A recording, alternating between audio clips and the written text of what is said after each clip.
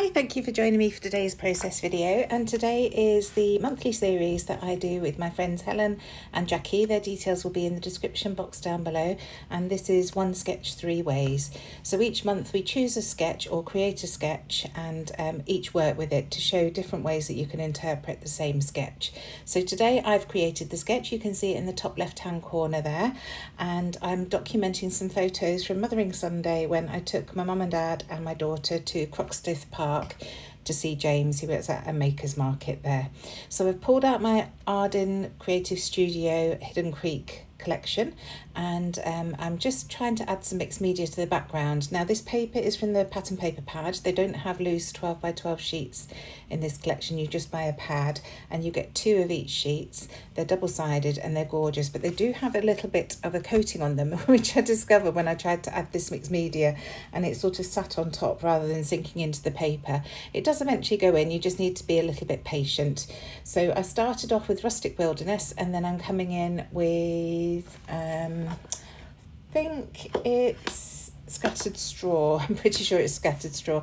I can't see on my tiny screen here.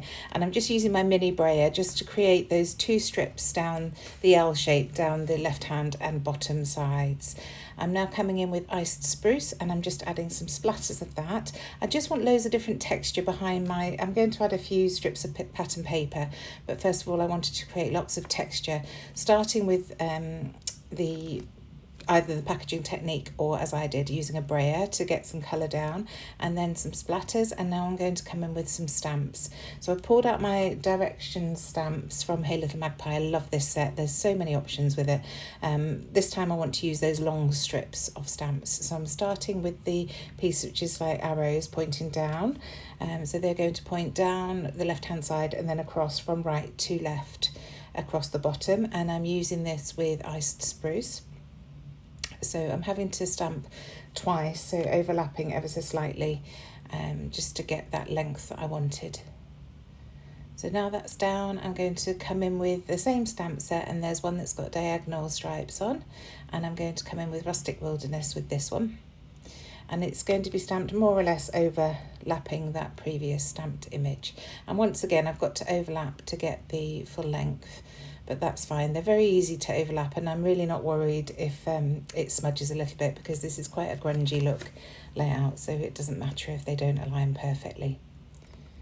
So now that's down, I'm going to come in with my In Stitches from Hey Little Magpie, another stamp set, and I'm just going to use the plain running stitch, if you like, stamp. And I've grabbed my black soot just to create a bit of depth on the page to use with this. So first of all I'm going to overlap like I did with the other 2, and then I am going to add a few more stamps just to add a bit more interest really. So there are the straight lines, and then I'll come back in and stamp it a couple more times. And then once I've stamped this one down, I'm going to pull out one of those shorter lengths of stitching. It's the zigzag, you can see there, and I'm just going to overlap that onto that black one so it looks like I've created some zigzag stitches as well. So I'm really liking how that texture is starting to build up. I've now pulled off the circles from that direction stamp, and I'm just adding those again across that L shape just to create a bit of interest, and I'm using Iced Spruce for that. So lots of different textures going on. And then once that's done, I can pull in my papers. So I've just cut a few strips of paper, and I'm just going to rough up the edges and then stick those down. These are papers that I've used on previous layouts. I just had them in with the paper pad, and I thought they would be perfect to add on to this. And because they're double-sided, I can use both sides of the paper. So I'm just going to use my ATG to get that stuck down, and like I say, roughing up the edges to get nice texture there. So I start with these 2 strips, which are both the same. It's like a gingham tone-on-tone green, and they look really pretty there. I'm trying not to cover up too much of the stamping, but I do want to go over the stamping a little bit, just so that it looks like lots of different layers rather than stacked on top, if that makes sense. So you can see I tore the end off. These strips are cut into 12 inches, so I'm just tearing the ends off and getting them to the length that I want them to be. And this is where you can see I'm using both sides of the paper as well. So I've used that grid paper at the bottom, and then this piece I'm adding the floral piece. So I created this sketch because this is one of my favourite go-to layout designs. I just find it so easy. You can add 2 3x4 photos as I put in the sketch, or you could add one 4x6. You could stack them up on top of each other or put them on the side. You can turn the sketch around 90 degrees. It's just really easy to use something like this, and it's great for using up your scraps as well. So you can see I'm not wasting any of my bits and pieces that I've torn off the ends of these papers, and I'm just tucking them into that L shape, overlapping some, and just creating a little bit of interest using both sides of the paper again. And then when I add this bottom bit, I'm just going to fold it over a little bit as well. So now that's down, I'm just going to bring in the photos to check that I'm happy with the positioning of the paper, and then those photos are going to be matted onto white cardstock first of all, and then I'm going to pull out some of the papers from the collection to mat them as well. In fact, I just pull out one paper and use both sides once again.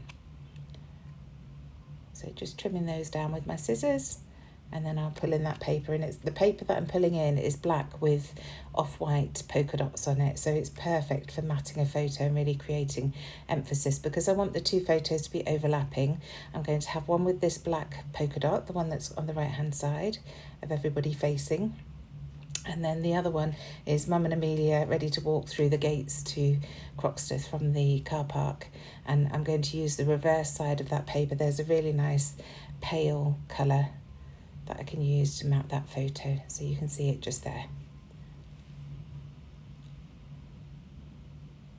So again, just trimming that out and layering those two up on the background. I'm not going to stick them down yet because I want to create a bit more interest in that central part of the layout. So I'm going to grab my stencil. Again, it's the stencil from Hidden Creek, and I'm going to use a few different inks through this using my blending brushes from Hey Little Magpie.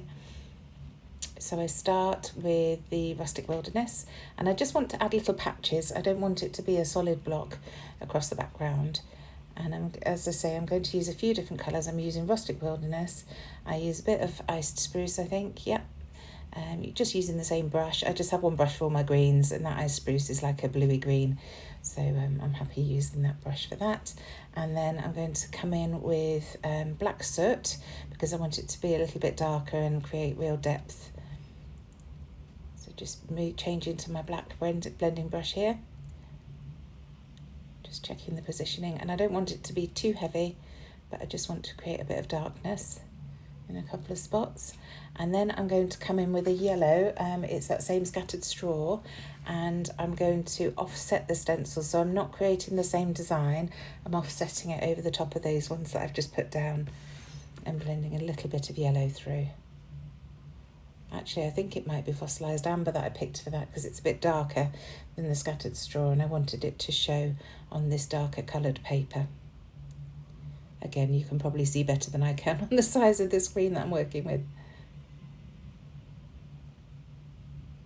So there we go, that's the stenciling down, but I'm not finished. I want to bring in some stamps as well.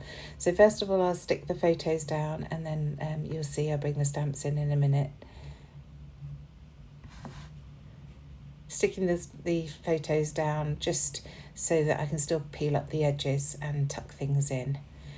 So it's the Bold and Bright stamp set that I bring in, and first of all I want to create that circular element that you can see in the sketch on the right hand side. So I'm using this colour wheel from this Bold and Bright stamp set. I absolutely love that. The Vicky Boutin stamp sets are amazing value, so I'd highly recommend having a look at the stamps that we've got left at Hey Little Magpie. I think I've got all of her stamp sets.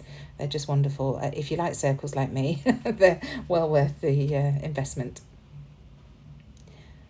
So there's another one from that same set, and then I'm also going to stamp that at the top above the left hand photo, and in the bottom left hand corner where the two strips of paper intersect. Again, it's just creating a little bit of interest, and that's that rule of 3 coming into play, having it in 3 different places for 3 different cluster areas.